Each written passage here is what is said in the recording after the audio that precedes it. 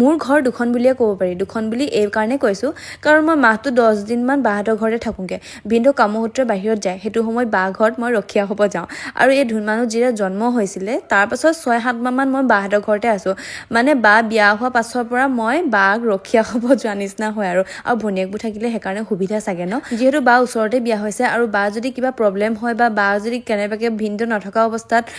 ঘপককৈ মানুহ দৰকাৰ হয় ধুন মানুহ আগতে অকলে শুই থাকিব নোৱাৰে সেইটো কাৰণে মোক ঘৰৰ পৰা মাতি দিয়ে 2 কিলোমিটাৰ ভিতৰতে আমাৰ ঘৰটো আছে সেইকাৰণে মই পটককানে স্কুটিখন লৈ বা ঘৰ পাওঁগে ধুন মানুহ ৰখিবলৈ আৰু সেইটো সময়ত কলেজ পঢ়ি আছিলোঁ ইমান এটা ব্যস্ত নাথাকোঁ সেইকাৰণে আৰু কলেজলৈ বাহিৰৰ ঘৰৰ পৰা প্ৰায় অহা যোৱা কৰিছিলোঁ তেনেকৈ বহুত কিমা গুচি গ'ল আৰু আমাৰ ঘৰত যিহেতু ল'ৰা নাই আৰু বা ওচৰতে বিয়া হৈছে সেইটো কাৰণে অকণমান সুবিধা হৈছে বাৰু কাৰণ যেতিয়া প্ৰব্লেম হয় ঘৰত বা কিবা প্ৰয়োজন হয় তেতিয়া বায়ে পটককানে আহিব পাৰে তাৰপিছত ধুন মানুহ স্কুললৈ উলিয়াই আছোঁ আৰু সেইফালে নাচি আছোঁ তাৰ মানে কালচাৰেল কম্পিটিশ্যনত সি এবাৰ ডান্স পাৰফৰ্মেঞ্চ কৰিছে প্ৰথমবাৰ কাৰণে ছিংগল ডান্স কৰিব সেইকাৰণে তাক অকণমান জোকাই আছোঁ আৰু নাচি দেখাই আছোঁ আৰু সি মানে একদম কেমেৰাটো কৰিব নিদিয়ে আৰু পঢ়িব লৈছে যে তেতিয়াও মানে কেমেৰাটো বন্ধ কৰিব দিছে তাৰপিছত বায়ো বাথৰুমত সোমালে তাৰপৰা বায়ে ক'লে যে তলত দালি পাতি থৈ আহিছোঁ এইখিনি অকণমান চাই দিবলৈ ময়ো সেইখিনি পাকঘৰলৈ আহিলোঁ চাই দিলোঁ ধুন মানুহ একেবাৰে উলিয়াই মেলি লৈ আনিলোঁ দেই তাৰপিছত সি ব্ৰাছ কৰিব আহিলে ব্ৰাছ কৰাই দিলোঁ লগতে সি আলু ভাজি কৰি দিছোঁ সি আলু ভাজি দি ভাত খাই বহুত ভাল পায় তাৰপিছত তাক মই মানে চুমা এটা খুজি আছোঁ দেই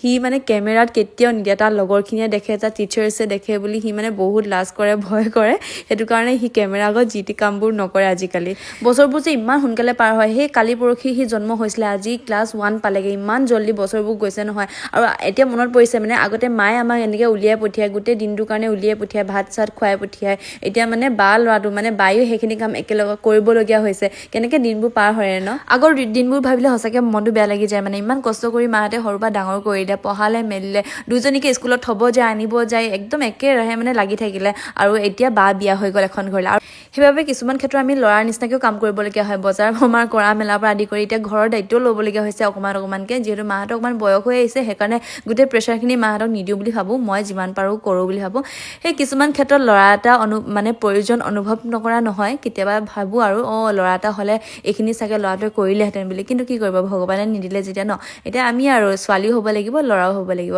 তাৰপিছত মই ধুন মানুহ থৈ আহিলোঁগৈ স্কুলত বাহঁতৰ ঘৰতে আছোঁ এইকেইদিন তাৰপিছত অকণমান আগফালে বহি ল'লোঁ ৰ'দত ইমান ঠাণ্ডা পৰিছে আগফালে ৰ'দত বহি থাকি বহুত ভাল লাগি যায় লগতে মই অফিচলৈ ওলাই ল'লোঁ তাৰপিছত বাহঁতে ৰুটি বনাই আছে মানে পথাৰলৈ যাব আজি বায়ে তেনেকৈ তাইকো ভিডিঅ' অকণমান কৰিলোঁ আচলতে বা আৰু মোৰ বহুত কাজিয়া লাগে জানেনে একদম মানে অতিপাত কাজিয়া এদিন সেই কাজিয়াৰ বিষয়ে আপোনালোকক ক'ম দে বহুত ইণ্টাৰেষ্টিং কিছুমান কথা আছে আমাৰ কাজিয়াৰ বিষয়ে তাৰপিছত গধূলি বায়ে সেই মাংস আনিলে মাংস খাম বুলি যিহেতু মানে বহুত দিন খোৱা নাছিলোঁ মাংস চাংস সেইটো কাৰণে আনিলে ব্ৰকলিৰ লগত ভাজিলে সেই ভিডিঅ'টো দিছিলোঁ আপোনালোকক বাৰু খোৱা ভিডিঅ'টো তেনেকৈ ভিডিঅ' অকণমান কৰি ল'লোঁ এনেকৈ আৰু ধুন মানুহ আছে কাৰণে অকণমান বেছি ভাল লাগে আৰু থাকিবলৈ নহ'লেতো আমি দুজনীয়ে পূৰা কাজিয়া কৰি থাকোঁ এতিয়া আমিও ভাত খাই লওঁ আৰু আপোনালোকেও খোৱা বোৱা কৰি লওক দেই তেন্তে আজিলৈ আহিছোঁ বাই বাই অন্য এটা ভিডিঅ' আকৌ লগ পাম